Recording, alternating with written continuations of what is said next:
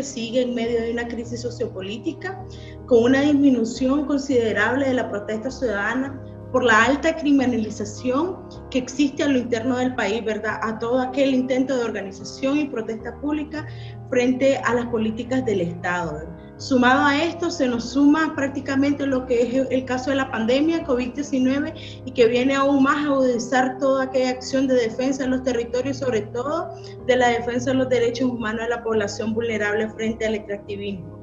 Asimismo, el Estado de Nicaragua ha intensificado la criminalización y la militarización de las zonas en procesos de exploración y explotación minera, empleando los efectivos policiales y sobre todo grupos paramilitares que anulan todo proceso de participación pública. Entre las diversas zonas que se han incrementado la criminalización tenemos los territorios de Minera India, con la presencia de la empresa minera de capital británico Condor Gold. Tenemos el caso de la comunidad de San Albino, en donde la empresa minera también de capital canadiense Golden Ray ha avanzado en exploración minera y en explotación, ¿verdad?, en la zona donde prácticamente ha palado más de 60 hectáreas de bosque y está ubicado en una unidad hidrológica del río Coco, que está siendo afectado directamente lo que es el acceso a la calidad y a la cantidad de agua de los pobladores de esa zona. Sumado a esto, tenemos que la población no puede hacer ninguna acción de defensa porque toda la criminalización recae en cárcel o detención arbitraria que prácticamente no es pública y la población teme por su vida totalmente. Una vez más, las empresas mineras dejan ver de que en coordinación con el Estado no tienen en cuenta la preservación de la vida ni mucho menos la preservación del medio ambiente. A esto también ha significado de que el desarrollo y el incremento de los proyectos mineros en zonas de explotación donde históricamente no se ha desarrollado, se han agudizado. Tenemos el caso de Rancho Grande, donde en el 2015 se declaró no a la minería y en donde hoy existen más de 500 champas o sitios donde se está desarrollando prácticamente la pequeña minería, acompañado de la mano también del empresariado. Prácticamente la exploración en términos de pequeña minería y explotación es una estrategia que se viene encaminando por parte del Estado también con la creación de la empresa nicaragüense de minas y asimismo de la Cámara Minera para poder llegar a aquellos territorios donde la población ha dicho no a la minería industrial. En la actualidad, el liderazgo del movimiento nacional ambientalista frente a la minería industrial está prácticamente en un doble riesgo, porque los líderes han sido prácticamente identificados, localizados y el asedio, la represión y la violación que sufren sus familias son prácticamente de primer grado. Tenemos líderes que han tenido que autoexiliarse en la ciudad porque no pueden seguir viviendo en su territorio por el asedio constante que reciben por parte del Estado. Y es más que claro que existe una coordinación directa entre las empresas y el gobierno debido a las prácticas y todas aquellas acciones que se llevan a cabo. Nosotros como organización de sociedad civil le hemos dado seguimiento y dentro de la sistematización nos ha quedado claro que estamos en un estado donde no se puede defender, donde no puedes hacer uso de las vías administrativas y donde prácticamente las leyes siguen siendo un adorno únicamente para los estatutos nacionales y para poder decir que contamos con leyes y con normativas que defienden el medio ambiente. En la actualidad, pues no se cuenta de un proceso jurídico, no hay un proceso de defensa social, la acción pública es criminalizada y tampoco se cuenta con mecanismos a lo interno del país que puedan responder a las necesidades tanto de acceso a información como de justicia ambiental y sobre todo de participación ciudadana.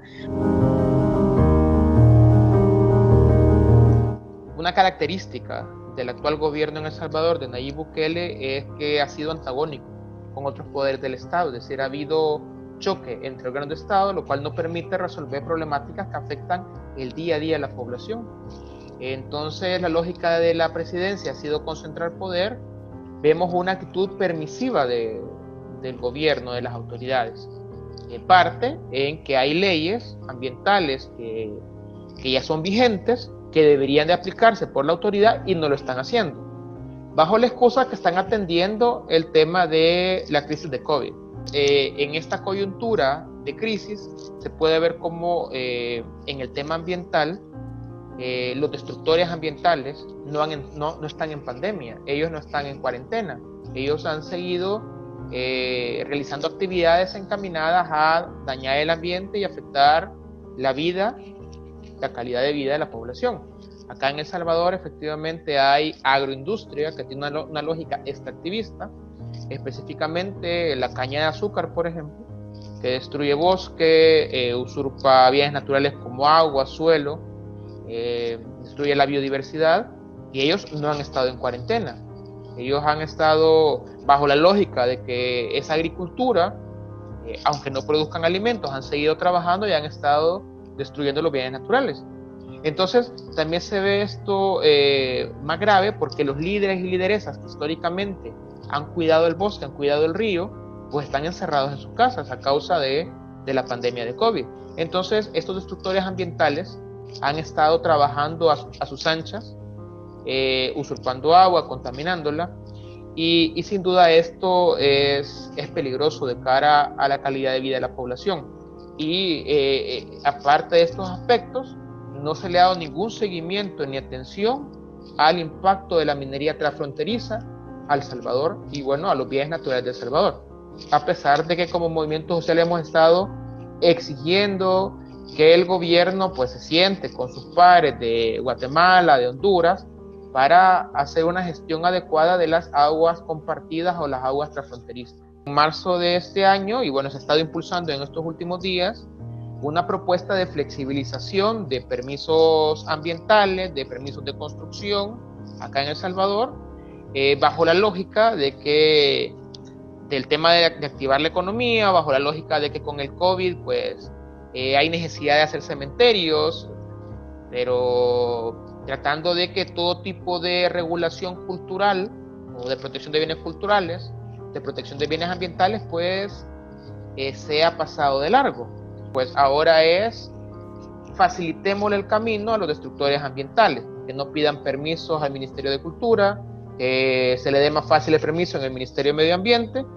y que no sea necesario hacer un estudio de impacto ambiental para poder realizar ciertas obras. Sin duda estamos completamente en contra porque esto vendría a beneficiar a todas estas empresas que hacen de la destrucción del ambiente un negocio. En el caso de Honduras, creo que es clave señalar diferentes aspectos que se han dado a lo largo de la pandemia en relación con el extractivismo minero, ¿no? El primero de ellos es que se aprovechó el marco de la pandemia para declarar que la minería es una actividad esencial para el desarrollo, o sea, cuando las únicas actividades que estaban permitidas por el mismo confinamiento y las restricciones de circulación debido al COVID, se plantea que la minería es una actividad esencial para el desarrollo de Honduras y se permitió que vía decreto ejecutivo se autorizara a las empresas mineras a avanzar en los procesos de exportaciones sin necesidad de presentar declaraciones fiscales y sin ningún control, sino que se lo van a presentar a posteriori una vez que concluya la pandemia. Es decir, en estos momentos pueden estar llevando cualquier cantidad de minerales de parte del país sin que eso tenga ningún control por parte del Estado y luego el Estado tiene que aceptar lo que la certeza diga. Se ha permitido que se agilicen los procedimientos para el licenciamiento ambiental, donde las empresas únicamente pueden operar con la solicitud presentada y luego tendrán 6 meses una vez finalizada la pandemia para completar el expediente ambiental, es decir, están con toda impunidad ampliando su territorio de destrucción y de muerte. Se ha incrementado la militarización en todos los emprendimientos mineros para intimidar a las poblaciones. Un caso emblemático es el caso de la comunidad de Guapinol en Tocoa, Colón, donde a diario las patrullas están circulando como una forma de amedrentar a la población para que no salga a las calles en protesta, porque las actividades extractivas jamás han cesado. El gobierno continúa incumpliendo sus obligaciones en materia de protección y defensa de los derechos de los defensores del agua y la vida, recordemos que estamos a punto de que se cumpla un año de encarcelamiento ilegal de 8 defensores del agua de esta comunidad de Guatinol que están en la cárcel, en prisión, sin que tengan un juicio previo y de una forma totalmente improcedente. Nosotros presentamos ante la Comisión Interamericana de Derechos Humanos una medida cautelar debido a dos cosas. Primero, el tema de la prisión ilegal y arbitraria por parte del Estado, sin que exista un razonamiento por parte de la juez que los envía a prisión. Y en segundo lugar, por la vulnerabilidad que implicaba mantenerlos en prisión en medio de la pandemia del COVID debido al hacinamiento que existe en las cárceles. La Comisión Interamericana otorgó las medidas cautelares e instó al Estado de Honduras a liberar a estas personas, y lo que el Estado hizo fue generar un decreto por parte del Congreso Nacional donde se otorgaba la liberación a aquellas personas que no habían iniciado todavía un juicio o aquellas que tenían más del 70% de su condena cumplida, y las personas de tercera edad o que significaba o que tenían esas enfermedades base que significaban estos riesgos. Dentro de esta categoría entraban defensores de Guatinol, sin embargo, ellos no fueron considerados dentro de este decreto de liberación que se dio, ¿verdad? Y permanecen hasta el día de hoy en prisión. Han existido también situaciones gravísimas como el asesinato de uno de los líderes y dirigentes del movimiento ambientalista social del Sur por la Vida, que se opone a los emprendimientos mineros que son fronterizos con El Salvador, y esta persona fue asesinada hace ya más de un mes sin que exista hasta el momento ningún indicio de que se hayan iniciado los procesos de investigación sobre las razones de este asesinato, y mucho menos pues sobre indicios de quienes pudieron haber sido los autores materiales e intelectuales de este asesinato. Decir que de manera arbitraria, ilegal y totalmente improcedente el régimen de Juan Orlando Hernández puso en vigencia un nuevo código penal en el que se incrementan las penas para los defensores y defensoras de la tierra, del medio ambiente, para los comunicadores sociales,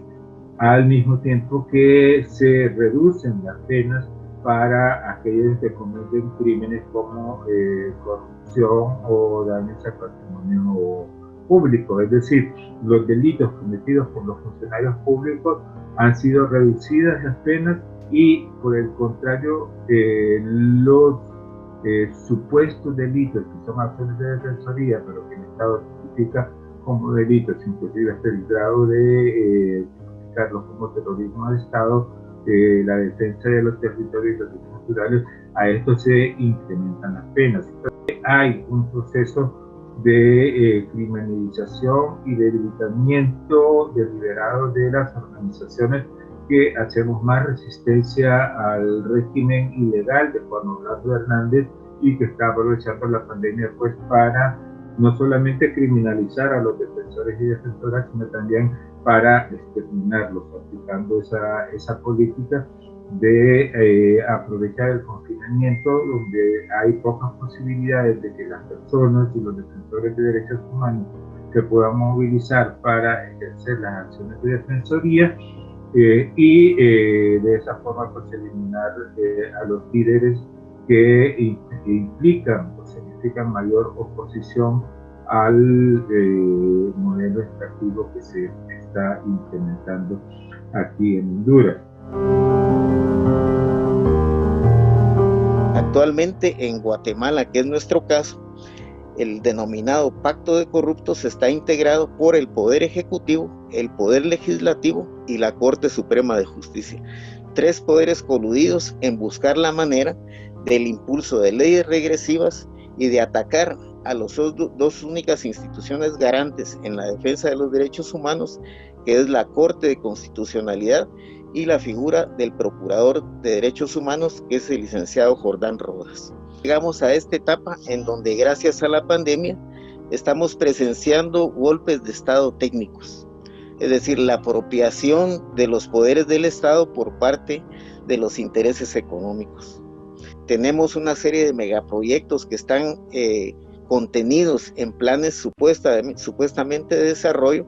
pero lo que buscan es precisamente el despojo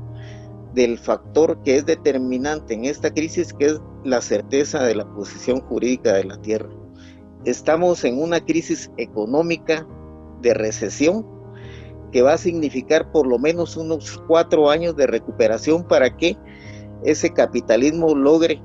articularse nuevamente y continuar con la acumulación original de capital. En ese sentido, hemos visto, digamos, que las actitudes de nuestros gobiernos frente a la pandemia no ha puesto el interés centrado en la salud humana.